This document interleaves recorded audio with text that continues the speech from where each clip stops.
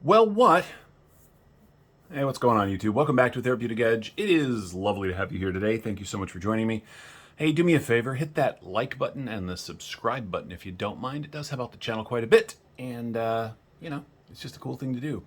We do knife content 2 or sometimes 3 times a week, and sometimes we do in the pockets on the weekends just to kind of share what I'm carrying. If you like knife content, this is a good spot for it. Anyway, what is on the table today? Well, this is nothing new. This is the Lil Native, Lil Native by Spyderco. This one is sort of special. This one is their carbon fiber and S90V, which is a fantastic knife. This one belongs to Women Carry Knives. But the dimensions and everything are exactly the same as the standard size. It's the standard Lil Native. So we'll kind of do both. I don't have a standard, but we can pretend, I suppose. The Lil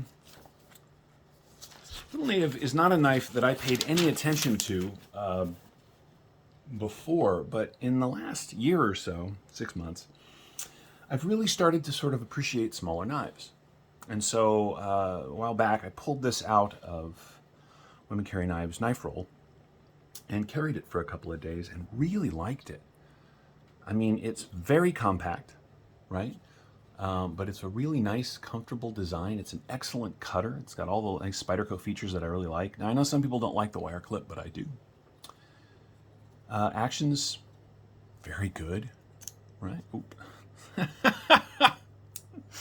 Oh my God, that's funny. Anyway, action's very good. I enjoy it quite a bit. So let's take a look at the Lil Native, Lil Native, and kind of see what you get. Now, this particular edition, if you can find one, is about $210 because, as I said, this is their carbon fiber and their S90V. But the standard model in S30V and G10 is about $142, which in the world of Spyderco is not terribly outrageous. It is a very compact knife, very easy to carry. All right, so let's dig in a little bit. On the specs side here, you get a little tiny bit over 2 inches of cutting on 2.5 inches of either S30V or, in this case, S90V. The grip area, we're going to do this in 2 ways. If you include this lovely forward choil, you get 1, 2, 3, and 3/4, which is just, I mean, it's perfect, right? It's a great fit. Without that forward choil, you're coming in at 2 3/4. So it's just at 2 3/4 fingers for me. I can hold it this way, but of course this way is much more comfortable. The knife from tip to tail is just shy of 6 inches, so 5.9 inches is what we're looking at. Closed length, coming in at 3.5. And in the pocket, we're taking up a little over 1.25 inches. It's got that Spyderco height to it, of course. I like their wire clips. I know a lot of people don't, but I do. I think they do an excellent job. They're really low key. This one's not massively deep carry, but it's a tiny knife. This will 5th pocket in my Levi's, no problem. This is a great little knife. This one is, of course, made in Golden, Colorado, so this is a USA-made edition from Spyderco. Let's do some size comparisons. First and foremost, let's do it against a couple other Spydercos. Here's against the Para 3, as you can see. There we go there. Lil Native is Lil, right? And here it is against the PM2, which of course just dwarfs it. Right? I wish they'd have called it the Little Native, but Lil is fine too, I suppose. Here's against some other stuff. Here's a Benchmade that you're probably familiar with. Here it is against the Bug Out, and the Lil Native is considerably smaller than the Bug Out. I'm a huge fan of the Native line. The Native Chief is one of my all-time favorite knives, and of course the Shaman.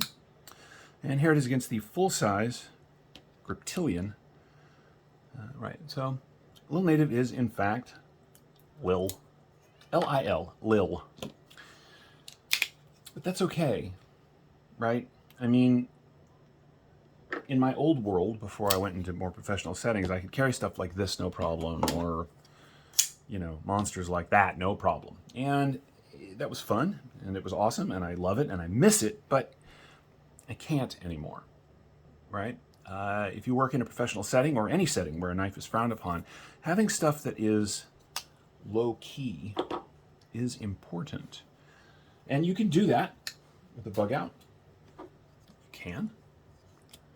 But the nice thing about knives is we don't all have to do the same thing. So if you want something that's even smaller, this is a fantastic way to go. And coming in at, 142, 143 bucks for the standard edition, you get all of the things you like about a Spyderco, if you like things about Spyderco, in just a much smaller and easier to manage package, which I think is very cool. Of course, their S90V in this particular model, I have a Shaman in S90V, and also a Native Chief in S90V. Hang on a second, let me go. Now, the Native line, of course, comes in many different shapes and sizes. There's that Shaman I was talking about. There's the Native Chief. You can see the family lineage, but, right, pick your size. I do miss carrying this. This is probably one of my all-time favorite knives. And of course, everybody loves the Shaman. If I tell you that I like the Native Chief better than the Shaman, you'll raise pitchforks and fire at me, but I do. I like the Shaman quite a bit. It is a marvelous knife, but there's something about this thing. Anyway, you get the point, right? The Native line is awesome. This is just a cool little pocket chunker, right? It is fantastic for your sort of everyday tasks. I mean, you're not going to want to take this thing. You could, but it's not really the tool to destroy 250 yards of cardboard. That's what these are for, right? But for everyday stuff, packages, tape, rope, string, food, whatever, the Lil Native is a fantastic tool. I really think they did a great job here. Let's get some other specs out of the way. I think that you will discover that Spyderco doesn't start with particularly thick blade stock anyway. And so, 124 thousandths of an inch, which is, of course, 3.2 millimeters, right? And because it is that Spyderco sort of all the way flat grind, right, all the way up to the spine, you come down to a very nice edge. Now, Spyderco is not notorious for their super thin edges. They tend to leave the blade sort of thick, but it's more durable that way. I've never had a problem with a Spyderco edge. I do know some people that have, particularly a couple of years ago, but my experience has been very good. Now, the one thing they do that I don't like, and it's present on the Native Chief, and it's present on the Shaman, and it's present here, is there's no little sharpening notch, and so you definitely get a weird end of the blade termination right here at the plunge. But that's sort of Spyderco-y, all the way around. It's on the PM2 as well. I'm not sure why they're that against the little sharpening notch, but nobody asked me, so there we go. The handle is very much in line with the rest of the Native line. I think we're going to be at just about 10 millimeters, which is 0.428 of an inch, or so 0.4, under half an inch, which is really nice. And it's reasonably light. Now, I think that the G10 would be a slightly different weight. I'm not really sure how much different. That would be sort of negligible, I think. But the G10 might be a little lighter than this carbon fiber, believe it or not. Let's take a look. 2.3 ounces for 2.5 inch blade is right there in that sort of ounce per inch weight ratio that EDC folks seem to enjoy so much. I don't worry about that stuff. Even the smaller knives that I carry tend to have a little heft to them because I generally like to know there's something in my pocket. But this thing drops into the pocket. If you wanted to, you could pull off this wire clip and just carry it like a traditional, and it would just vanish in the pocket. Oop. There you go. It's like a spare tire to the Native Chief. Oh, man. I do love Spydercos. I do. I have a lot of other knives, you guys know that, but I think my largest single collection, with the exception, I think it may be Spyderco. I know that it's between Spyderco and Benchmade. I have 16 or 17 Spydercos and 16 or 17 Benchmades, something like that. I don't know, I just really like them. So anyway, there we go. Now, unlike the Native Chief, but much like the Shaman here, the Lil Native does have their compression lock, which is very cool. I know some people like it and some people don't. I do. Then again, I'm right-handed, right? And so it's not as great for lefties.